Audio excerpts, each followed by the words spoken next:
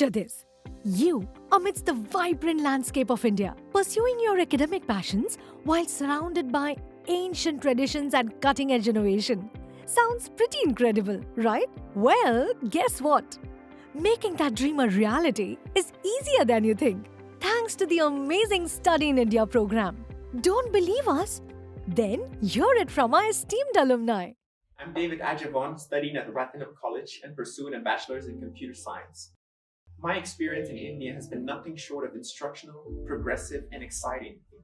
Our unique environment has moved me to seek added insight and exposure in other subfields, both related and non-related to my degree.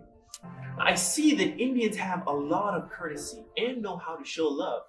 That has reinforced my capacity to exhibit such qualities. The journey so far has been amazing. Ready to begin this epic educational adventure? Buckle up, because we are about to decode the application process and show you just how easy it can be. Here's the step-by-step guide through the seamless application process of Study in India. First stop, the Study in India website. Think of it as your gateway to a universe of possibilities. Head to www.studyinindia.gov.in and register yourself. It's easy, we promise.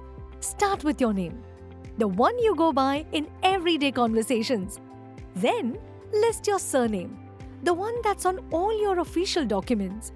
Now, move on to your country, your home country, the place your nationality represents and whose citizenship you hold. Follow that up with your telephone number that is accessible to you, since all the institutes you apply to will reach out to you on it. Also, it's best if you have WhatsApp on the same number for easy access. Postscript, don't forget to add your country code before your telephone number. Of course, none of this will be possible without your email address. Just like your trusty phone number, we'll need a reliable email address to navigate all communications, from the account activation link to the institute correspondence and communications. So, pick an email address that's familiar and dependable, because it's going to be the compass for your future. Lastly, you need to pick a password to protect your digital space on the Study in India website. For utmost protection, it's best to have 6 or more characters and have an alphanumeric password for an added layer of security. Study in India will send you an email confirmation saying that you're all set up. Congratulations! Now all you need to do is click on Complete Now, after which you can log in with your registered email ID and password, leading you to your dashboard. Do note that this is mandatory and you won't be able to log in or fill out the application without doing so. Now that you've done all that was needed, remember that whenever you visit the website, you'll need to log in with your email ID and password, the very same that you selected during the registration process on the registration page. With all of that out of the way, let's cover the basics. This is where your personal details come into play, such as your name, gender, and birth date. But since you've registered, all the relevant information will be auto-filled from the registration page. You can't change your email address in the application since you've registered with that ID. You can move on to filling in the rest of the basic details. Next, tell us about your home country, your country of origin, followed by your parents' details and your home address. It's important to provide a mobile number for your parents, preferably one that has an active WhatsApp profile. This makes it incredibly easy to get in touch with them should the need arise. Finally, you need to share your passport details and citizen number. Now, remember, prospective students applying from Nepal and Bhutan do not need passports. They can just fill in their citizen number and move ahead with the application. However, applicants applying from other countries need to mandatorily fill the passport field. Now that you've filled in your basic information, it's time to hit save and dive into your academic journey.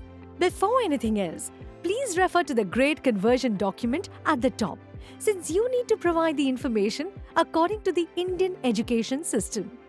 Say you're a student from Bangladesh. An A+ or a score between 80 to 100 or a GPA of 5 gives you a 90%.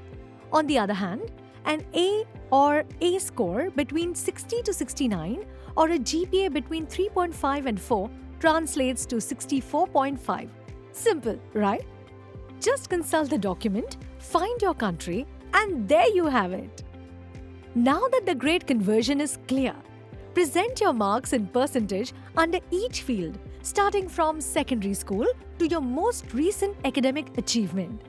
Only provide essential information and mark a solid no for the rest. If your results are pending, choose the result awaited option. For instance, if you're waiting for the 12th grade results, you can substitute your 11th grade marks. Next, move to the document information section. Gather all the required academic documents, your mark sheets in digital format, PDF, JPG, or JPEG. None of the files can exceed 2 MB. Also, if you have any other documents like your JEE, IELTS, or SAT, you can merge the relevant documents into a single PDF, uploading it under the option of Other Document. For the final step, you need to complete the mandatory procedure of uploading a JPG of your passport size photo and official signature. Once you've done the needful, click Save and prepare for the next step. To begin your course picking journey, you need to click on the Courses tab and wait for the page to completely load. It could be a few seconds since there's such a huge database to deal with. Once it loads, you can see that there are filters on the left side of the page to sort your preferred courses. You can use the discipline filter or even the course filter. But avoid using all the filters at once as the results may be affected. If you look to the right, you can see a search box at the top corner. You can use that to look for and apply to an institute of your choosing. In short, the left side filter is to manage your courses and the right side search box manages the institutes. It's time to embark on your academic exploration. Navigate through a variety of colleges, universities, and institutes to find your perfect match. Pick the discipline of your choice, from arts, commerce, and science to engineering and even yoga. Yes, yoga. Take it a step further by selecting the degree level you're aiming for: diploma, PhD, postgraduate, or undergraduate. Once you find your institute, you'll need to click on the Details button in the last column. This will lead to the institute page opening where students can check all the details of the picked college. To apply to this particular course, you can just click on the Courses and Programs tab and check all the courses offered by that institute. Once you spotted the course you want to apply to, you can click on Show Interest and wait. A thank you pop-up will appear and voila! You've just applied to your first course and your application's been sent directly to the institute. Once you've applied to your desired courses, head over to the My Course Choices tab. This is where you can check all the courses you've applied to so far. If you've changed your mind on a course, don't worry. You won't have to forcibly sit through it. You can simply click on the Delete icon beside the particular course.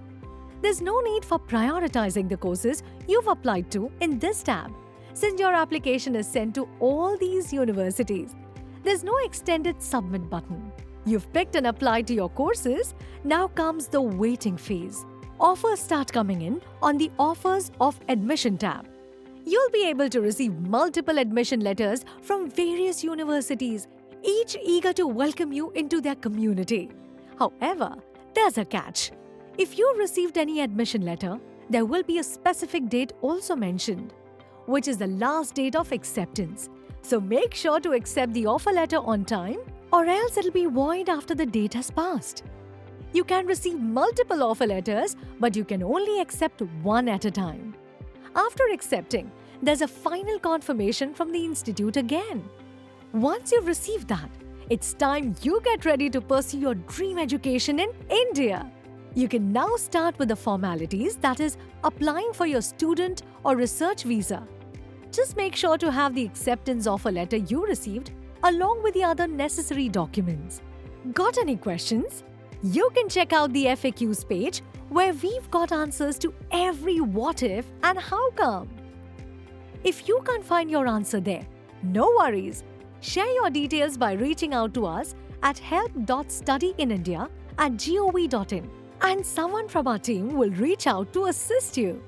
And if you want to call us, you can connect with our contact center on the international toll-free number +91 120 6565 065. You can even reach out to us on all our social media handles as well. Now that you know how to apply, it's time to unlock the gateway to your dreams by enrolling. Come, experience a place where ancient wisdom seamlessly blends with modern innovation, and every corner bursts with colors, culture, and endless possibilities. So what's holding you back? Say yes to study in India and let your ambitions soar high.